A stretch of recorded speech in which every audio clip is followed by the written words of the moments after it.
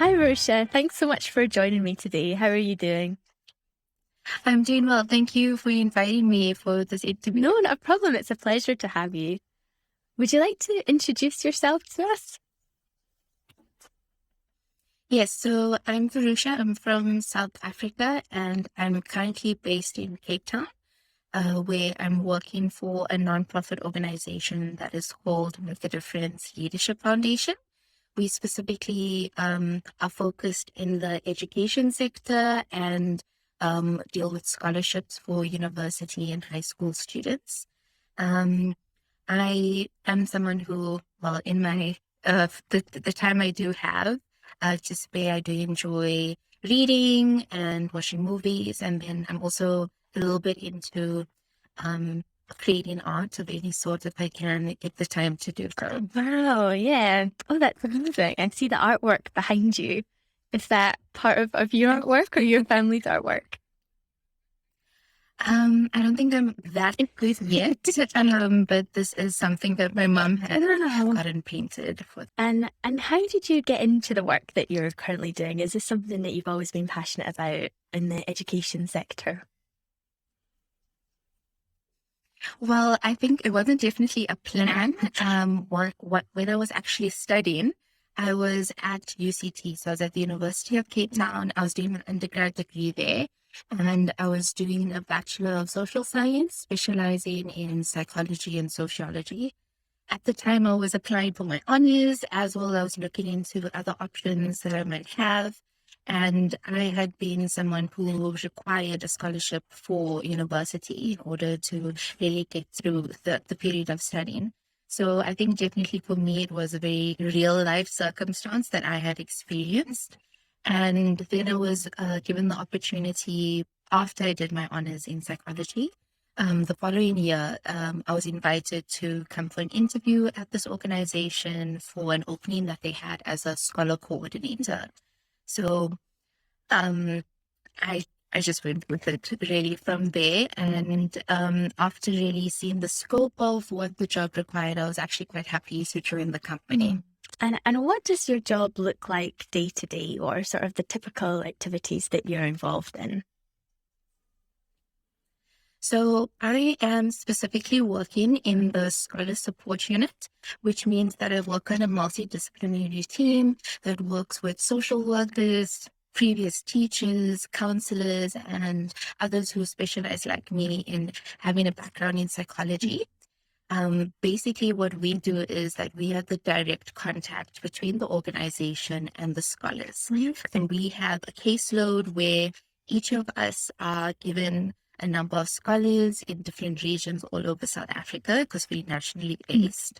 And we basically create relationships with them and sort of do psychosocial support, where we can sort of monitor and see how they're doing. And then from that relationship, if we do start to see any interactions that make, from certain interactions with any signs of needing extra support, then we do a referral process to a professional. So that could be a health professional when it comes to therapy or seeing a psychiatrist or any other type of specialists. And then we also have a section where we interact with the schools. So we sort of form a relationship with the school where a scholar might be. And that allows us to do academic interventions. So as a scholarship, it's obviously about marks. So by having interactions with the school, we're able to really see if there is a struggle with the scholar in any specific subject or course, and then we're able to intervene with a academic intervention, whether it means an educational psychologist applying for concessions that might help because of some sort of specific sort of thing that brought up, like maybe extra reading time or needing a scribe, etc. We sort of help organize that and extra lessons that you might need or tutoring. So those are sort of the two sections we have. And then I do a lot of admin. So on the admin side, because there's scholarship, there's a lot of payments that have to go through.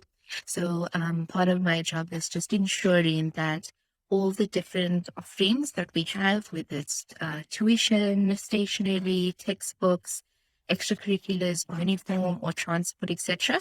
And on a monthly basis, process those payments and ensure that, we keep those going so that we don't have any stress on our scholars or students' side. Yeah. Great. Oh, that sounds like really great work and kind of a mix of admin and working with the scholars and things like that. So do you do a lot of traveling as well in your job if the foundation is all across South Africa? Yes. So across South Africa, we have at the moment around just close to 400 scholars. And what we actually do is, because we have building these relationships with these different schools and these different scholars, twice a year, what we do is actually travel to every school to meet with those scholars in person so that we can really do a really proper in-person check. Because a lot of the time our interactions are phone calls or a Zoom meeting. With COVID now, I think everyone's become a little bit more comfortable with having meetings online. So that has helped. And then it also gives us the opportunity to meet with whether it's the principal or teachers in person so that we can get more detail or feedback from them. And then the second part of our traveling that we do is that we are also a leadership organization. So we have that focus, which is on your education, the other focus, which is on your mental health and any psychosocial support. And then lastly, we have our support programs. And our leadership programs is basically where we have speakers come in or we have facilitation from someone in the team. And we have those done normally in our bigger cities. So we have in Cape Town, KZN, and Gauteng. However, if we can have in our smaller provinces where we have our smaller groups, we do travel as well 3 times a year to them to sort of have that in-person sort of interaction and group sort of soft skills training and discussion. Yeah. Oh, that's a lot of traveling. Is that something you enjoy? Do you like the travel or do you prefer to be based near home? It was very exciting at first. I think when I first started, it was very exciting having an opportunity to travel and also see South Africa. But I think after a while, you might get a little tired of the traveling and it gets quite stressful, I think, as well, to keep up with the admin and the travel. But I will say the travel is worth it to see the scholars in person and form those relationships and connections. So I think it's worth the amount of traveling that I have to do. Yeah, that makes sense. And we met during an SDG training workshop as streams of events. How do you think, either through your work or before, do you see the value and the importance of education and quality education in building and getting to a more sustainable future? For me personally, I think coming from South Africa, the history that we have with apartheid and sort of the long-term effects of that oppression and marginalization, education specifically for me is, I think, one of the most important opportunities that you can give to young people, specifically to uplift them from the circumstances that they might be from.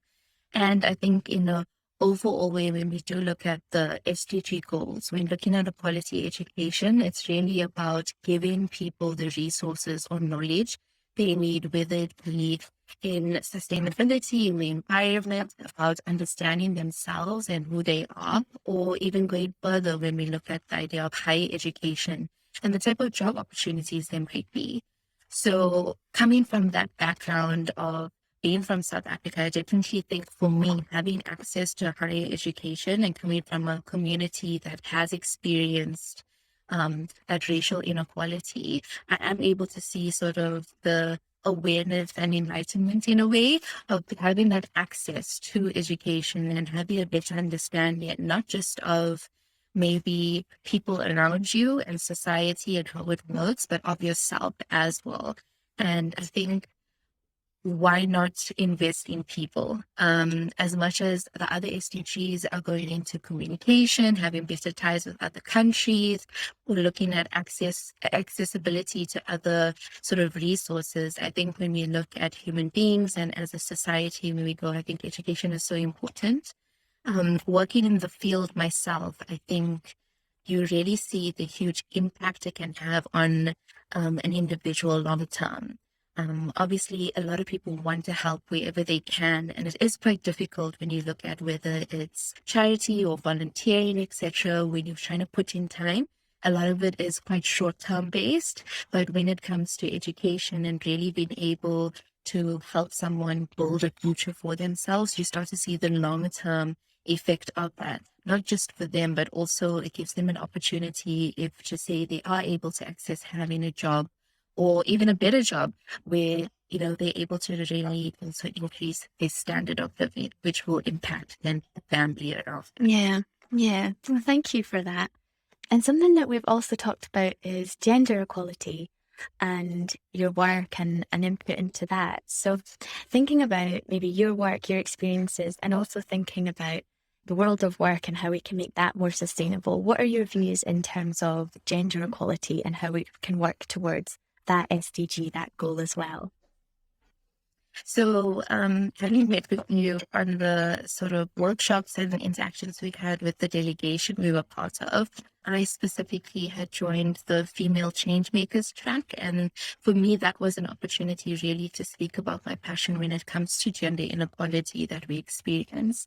And I think, it is obviously, as a female yourself, it's an everyday experience that you might have, whether it's sexism or just sort of those smaller interactions. But I think when we start to look at it on a bigger level, there's so much that's happening that is more institutionalized and then socialized into how we actually act and treat each other. So for me, that's something that's been really something I've experienced, and then obviously studying psychology and sociology, really seeing that impact as well. In South Africa, especially from a local point and even globally, the amount of women or young females who are getting that access to education is so much lower compared to male counterparts. And I think specifically when I look at my organization that I work for, we have a higher amount of females who we have been trying to, give access to and scholarships to have more opportunities. And I think that also shows you sort of that representation of who needs the scholarships or coming forward to say that, they want to be part of an organization like ours.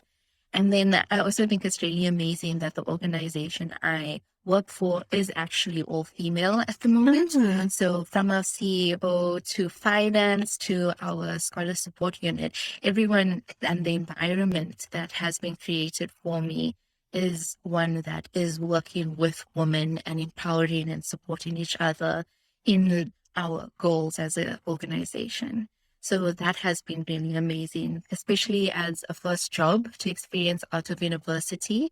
I think it is a sort of environment that really is enjoyable, but also it gives me the opportunity to create sort of a safe environment to learn. Being on the female changemaker track, was there anything that you took away from that, or any sort of key lessons that you learned, or things that stuck in your mind from being there? I think a lot of the time, coming from different countries, we expect to have very different experiences, obviously having different cultures, communities, and backgrounds. And I think for the group and track I was in, the most amazing part about it was that a lot of us have those similar experiences. Some were bad, but some were also really good. And that actually gives you sort of that positivity and hope for the experiences that other women might have when they start to enter the workplace or start to study. And I think the other thing that was really important was actually meeting the people and hearing their backgrounds, what they've overcome and what they've been able to achieve. Everyone had really amazing stories, as I'm sure you've also sort of connected with other people on the program that we were on, and being able to hear about women who are doing so much, whether it is their own sort of work or projects or just learning about sort of what they're involved in and their passions. I think it definitely gives you sort of a nice group of people who you connect with, who care as much as you do about the same sort of SDGs and passions that you have. It is amazing hearing different stories, and as you say, what people have had to overcome and what they're working on now. Very inspirational as well. And the work you're doing too fits into that exactly. So it's great to be able to chat more with you about it. Um, so going back to think about working in education sector and scholarship sector, do you have any tips or advice that maybe you would have given yourself when you first started this job, or for someone who's maybe looking at education more generally and looking to form a career in this sector? Any sort of tips or advice you could think of? I think it's really important, especially if you're still studying, is that when you look at the nonprofit sector, I think overall there are so many different specializations of how you can help and invest in helping with its communities or different type of projects or sort of goals that people are trying to reach, whether it's within your country or globally. And I think it's really important to know yourself first and really understand what it is that you want to invest in, because I think making a career out of it is something that's much more long term. So as much as you would want to try out a lot of things, if you don't have a love for it, nonprofit might not be the place for you. It's a lot of work, and um, you have to enjoy the work that you do.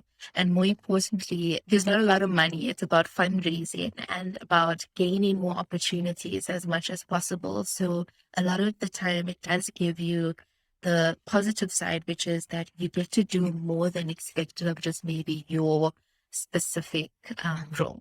So for me personally, even though I work in the scholar support unit, if we're having an event and our fundraising and marketing team need help, we step in and we do help them, which means that we're able to get that opportunity with how an event runs, how fundraising works and the interactions you have.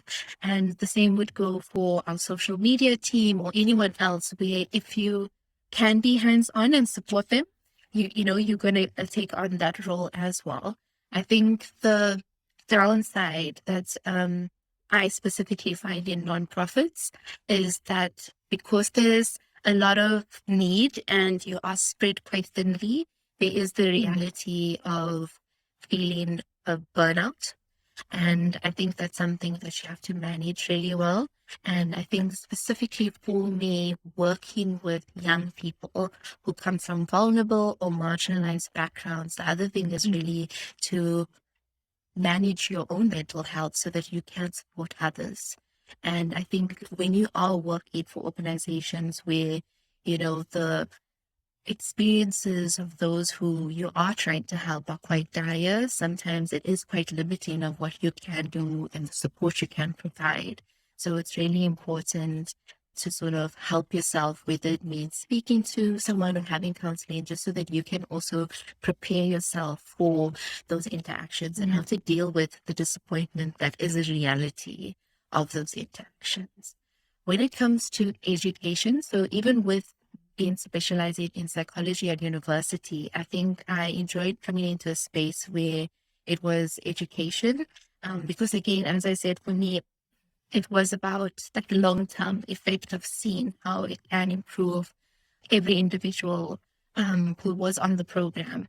But when I'm looking at education specifically, coming from a background of psychology, there are options for you, and there is quite a variety of options that you might not know exist.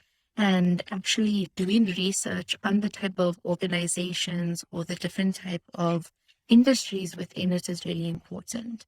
So for me, having the background I had, it was more about people and being able to help people, but working at schools, whether it was as a guidance counselor or as a registered counselor, is something that, I could have gone into that direction. And then working as a nonprofit, interacting with schools, you get to see sort of the social workers, or on a district level, or even starting to work with other organizations that specifically are there to help young people, whether it is like Childline or working with, people who are more on the ground, whether it's the educational psychologists or anyone sort of in that environment. So I think for me personally, I didn't know a lot about remedial education and sort of how to support scholars who are in a space where they actually do need that extra attention. And, having that opportunity to apply for concessions is so huge for some people who weren't aware of that. They could have been going their whole sort of primary school years unaware of that. And actually, you can specialize into becoming that person who, you're not your normal teacher who's doing everyday classes, but you specialize in helping scholars who have a specific need. Talked about a little bit before.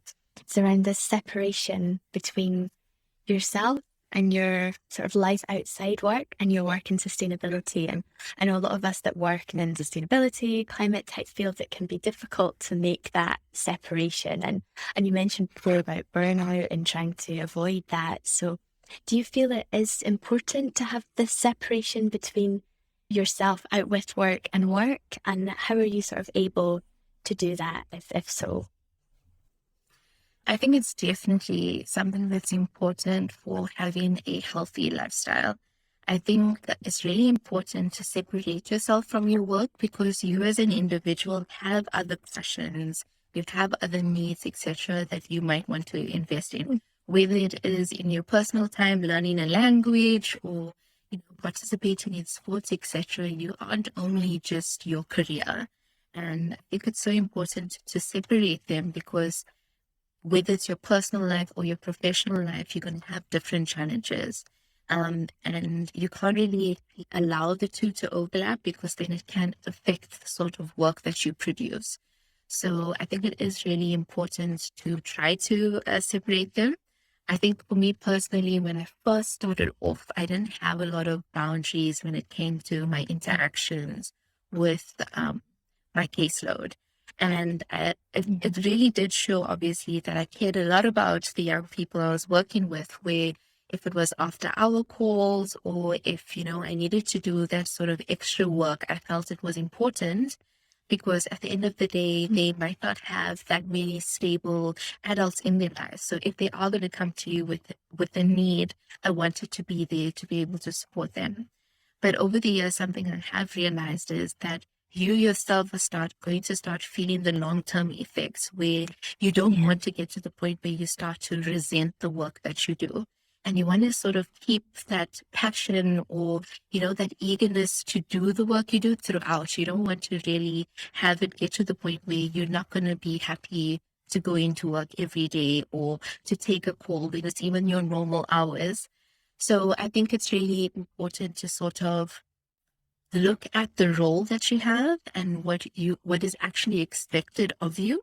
And then from there, really decide for yourself, what is it that I am capable of doing? And then what are the definite boundaries that I don't want to overlap?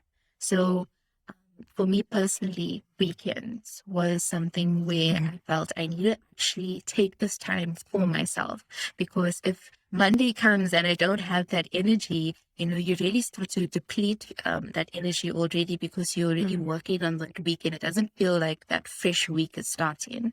So if there's an emergency, obviously I'm going to take a call or I'm going to step in with whether it's an intervention. However, if during the week I try to let all my scholars know, after 6 p.m., I'm not going to be that available. So I'm most likely not going to be on my work phone. So unless it's an emergency, send a message and I'll see it the next day. Something else that my organization put in place was a emergency call line. So there is a different number that they can reach in case of something happening after hours. And then there's someone who is sort of on call in order to meet those needs. So for me, that was really important. And then the other thing I think is as well is as much as you give your time to your work and sort of getting to the point of wanting to do better and grow within your position, whether it is promotions or taking on other responsibilities, you as your personal life is also important. It's, about your family, your friends, the relationships you build. And if you're not going to make time for that, it's going to feel neglected and you will also start to feel the effect. Yeah. That's why they made annual leave available or the holidays, because, you're supposed to take that time off to really connect with others.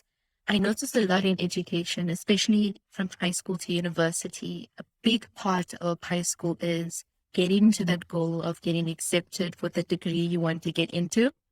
And that is your sole focus, really. You might have a few extracurriculars, but most of your time is sort of getting to that goal of the degree you want to get in. And then once you are at university, it's really about passing, because obviously there's this huge job challenge, and then getting a job. So, it does seem a lot of the time that we're going from one goal to the other. But then when you have the job, what is it actually that you're about? What do you care about outside of this job and your career, that I think also you need to invest time in, learn more and, take the time to take on different activities. Yeah, mention it's sort of an individual and a role to look and evolve ourselves, learn new things, spend time with friends and family. But also there are things that our organisation can do, like creating the emergency hotline and things like that. So it almost takes both. It needs your workplace to put these things in place for you, and then also you to sort of set these boundaries that work for you or as us as an individual. Yes, definitely. I think it's something that I realized is that if you are struggling, whether you're a student or you're, in an organization that you're working in, if you're silent, you're not going to get the help that you need. And you only can set in place these sort of solutions if you really start to speak up about the work that you do and the challenges that you are experiencing. So as a scholarship organization, when we first started out about nearly like 18 years ago or so, we didn't have all the same type of support that we have today. So it took us getting that feedback from scholars once they've graduated off the program and speaking to our alumni and having that feedback from our students to say, from your experience, as what we are giving you, what is it that maybe is still something that is stressful for you, or there is a need. And for us, that was so important, because before we didn't have our scholars on a medical aid. And, having a medical aid is something that definitely is a privilege to have, no matter what country you're in. And we did feel that we wanted to put aside having that contribution for our scholars, that if they are sick, they can ask to go to a doctor. However, there's a lot of agency that's taken away from that, having to ask a different person, or this now your organization, for permission every single time. And putting in place this medical aid sort of really cuts out that delay, where you now have that agency as a student or as a scholar to say, you know what, I'm not feeling well right now. I can just book that appointment and sort of achieve sort of, the thing that needs to get done, which is actually getting better. Whereas I think sometimes there might have been too many steps to take before getting there. The same when it comes to work. Like I said, I think working as a team and finding out exactly the challenges other people have, I think that helps with connecting with your colleagues. A lot of the time, we might want to sort of put on this facade of that we're, doing really well and we achieving our deadlines, etc. But it's really important to see what your colleagues are struggling with, and then you realize that actually I'm not the only one, or they might be having a challenge that you might have a solution to. And it really creates an environment where you're no more working in silos, but you're able to support each other. It's been amazing to talk to you this afternoon. Thank you for all your insights, your personal insights and into the SDGs and education. It's been great. Thank you so much. Thank you.